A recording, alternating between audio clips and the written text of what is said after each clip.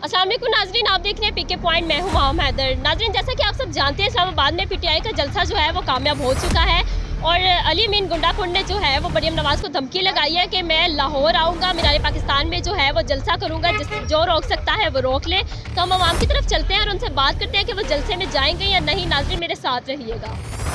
अच्छा सर, जैसा कि आप जानते हैं, इस्लामाबाद में जो पीटीआई का जलसा था वो कामयाब हो चुका है। तो अब अली अमीन गुंडापुर ने जो है वो मरियम नवाज़ को धमकी लगाई है कि मैं लाहौर आऊँगा और जलसा करूँगा, जो रोक सकता है वो रोक ले। तो आप इस बारे में क्या राय देंगे?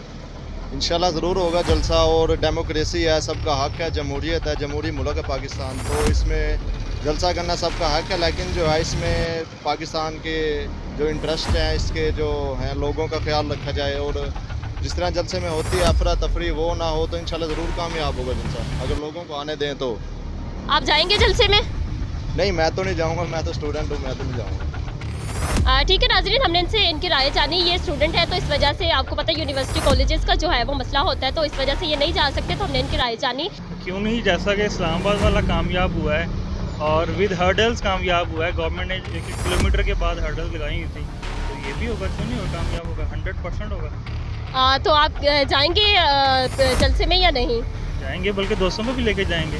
हर बंदा ही पीटीआई का सपोर्टर है। अच्छा, तो सर वहाँ पे तो ये भी खतरा है ना कि गिरफ्तारियाँ भी हो सकती हैं, तो आप देखें गिरफ्तार इनकलाब कैसे आता है, गिरफ्तारियाँ, जेलें, ये कुछ नहीं है।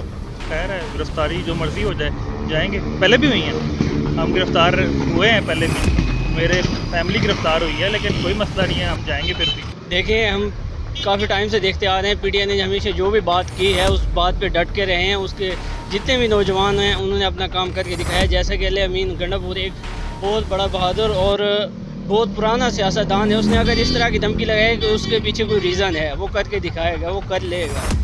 वो बाएतमाद था तो उसने ऐसी बात की है, वरना वो ऐसी बात ना करता।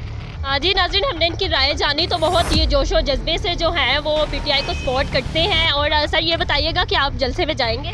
जी इंशाल्लाह। विद फैमिली या दोस्तों के साथ? I am basically from Multan, I am here alone. तो नाज़रीन, हमने इनकी राय जानी। तो ये बहुत जोश और जज्बे से जो है वो पीटीआई को सपोर्ट करते हैं और ये रिहायशी है मुल्तान के, तो इस वजह से ये नहीं आ सकते मुल्तान में, लेकिन सपोर्टर ये फुल है।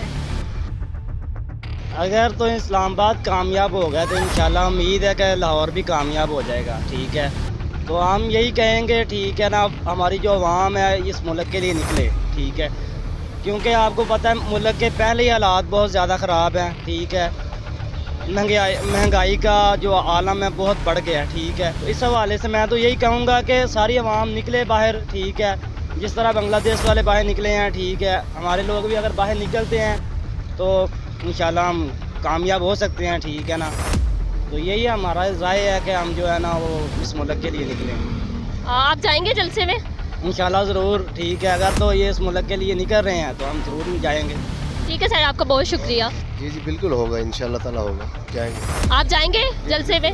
जी जी बिल्कुल आएंगे इंशाल्लाह ताला। फैमिली के साथ जाएंगे या अकेले जाएंगे? नहीं, फैमिली के साथ तो नहीं, खैर बच्चे छोटे हैं, अकेले ही जाएंगे हम इंशाल्लाह। बहुत शुक्रिया सर आपका। नाज़रीन, आपने आवाम की राय जानी। मुझे दीजिए इजाज़त। अल्लाह हाफिज़।